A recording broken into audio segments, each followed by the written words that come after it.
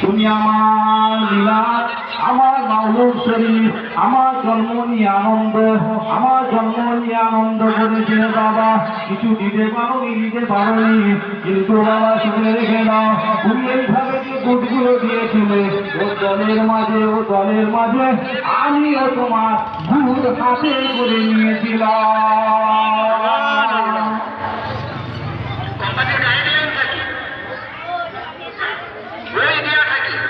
হাজী ইমদাদুল্লাহ মহাদেবী মক্কি রহমাতুল্লাহ আলাইহি দেওবন্দিদের উদ্ভূত আলেম।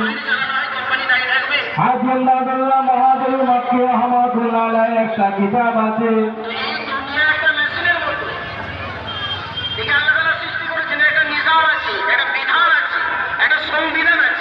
হাজী ইমদাদুল্লাহ মহাদেবী মক্কি একটা কিতাব খামারের ইমদাদিয়া, লেখা আছে।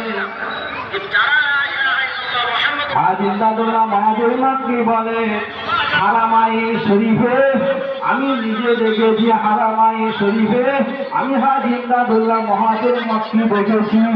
ওই জায়গায় নবী দিবস আসলে সবাই আনন্দ করে। শুধু তাই নয়, আমি আমার অন্তরে চোখ দিয়ে দেখেছি প্রতি বছরে নবী দিবস আসলে পরে আল্লাহ পাক ফেরেশতা পাঠিয়ে নবী দিবস পালন করে।